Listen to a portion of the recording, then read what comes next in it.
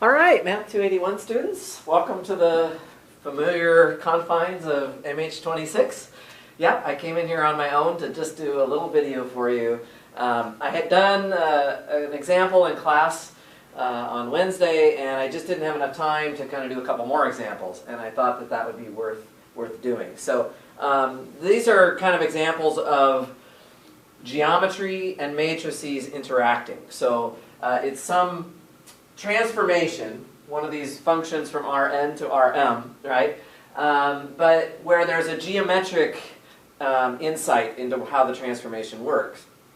And one of the things that we can do is we can encode the geometry of the transformation into a matrix. Remember, we talked about that great correspondence between matrices on the one hand and linear transformations on the other.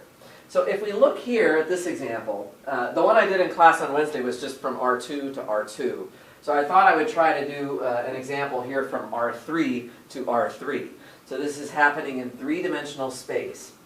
And what this transformation does is it reflects the points x, y, z across the plane z equals 0. And the question is asking, what is the matrix of that transformation? What is the corresponding matrix? Okay? Let me draw a picture of this so you can visualize what's really going on here. Here's my x, y, z r cubed space, right?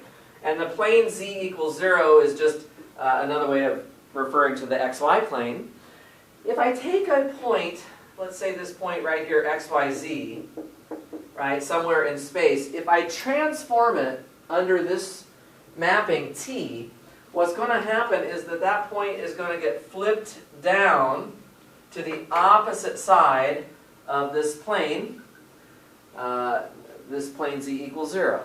Okay, so the question would be, well, what are the coordinates of the new point?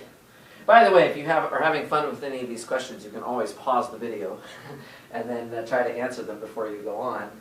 In this case, if I apply the transformation T, I'm going to end up, if you think about it for a moment, with the point x, y, negative z. All right? So the z coordinate changes, but the x and y coordinates stay exactly the same. So the question would be, well, what is the matrix representation of that? We do know that this matrix, capital A is what I'm going to call it, will be a 3 by 3 matrix. So there's some 3 by 3 matrix here. And we do know that, you know, T of x, y, z should be equal to A times x, y, z. All right, so what that means is that if I take whatever A is, I don't know what it is yet, but if I plug in x, y, z, right, I should get x, y, negative z, because that's the output of the transformation. Okay, so this is just A is going to be this matrix right here. So you can just think, excuse me, think about how to fill in the entries of the matrix A. You know, so across the first row, something times x plus something times y plus something times z has to equal x, right? So if you just think about that for a moment, 1, 0, 0 would be the magic numbers. For the second row, similarly, you're going to have 0, 1, and 0. And then the only real difference here is going to be 0, 0, and negative 1 on the last row, right? Because the z has to change to a minus z. So that would be the matrix of it, okay? By the way, if you apply this transformation twice, okay, so if you calculated t squared of x, y, z, if you flip a point across the z equals 0 plane and then do that again, what I think you would expect geometrically is that the point would end up back where it started again, right? If you flip across z equals 0 and then flip again, you're back to the original point.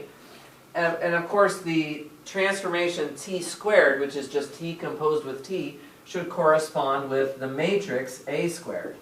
Well, if you square this matrix, you sure enough will get the identity matrix. You take this matrix times itself, okay, you'll get the identity matrix, which means, yeah, that matrix corresponds to the transformation that just leaves every point alone, leaves it exactly where it was supposed to be. Okay, so hopefully that makes sense. Okay, so when you take Math 250B or Math 307, you're going to find out how to always, for every problem, figure out the matrix that goes with a transformation. Okay, so we're going to figure this out. So here's the problem that you want to be able to solve. Given any transformation from Rn to Rm, find its corresponding M by N matrix, capital A. Right? That would be what you would hope to do. So you might wonder, well, what would be what sort of a guess could you have for this? So, or what would be a reasonable answer here? Suppose that I give you this one, R3 to R3. This is my transformation, and the formula for it is T of x, y, z equals negative 4x plus z, 2x plus y plus z, and 3y plus 5z. Okay? Once again, if you wanted, of course we know how to get the answer here, right? Basically what we can do is write x, y, z right here and put, negative 4x plus z, 2x plus y plus z, and 3y plus 5z in the right-hand side of the equation, and just fill in the entries. And of course, the first row will be negative 4, 0, and 1. The second row will be 2, 0, and 1. And the third row would be 0, 3, and 5, right? So it would look like that. Makes sense. That's how you could get that. I just want to point out that another way of thinking about this matrix, instead of thinking of it in terms of the rows, you can actually think of it in terms of the columns as well. So the first column, negative 4 and 2 and 0.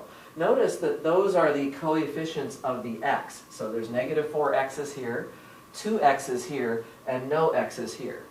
In other words, this is really T of 1, 0, 0. If I put a 1 in everywhere I see an x, and a 0 everywhere I see a y and a z, I end up with exactly that first column of numbers, negative 4, 2, and 0.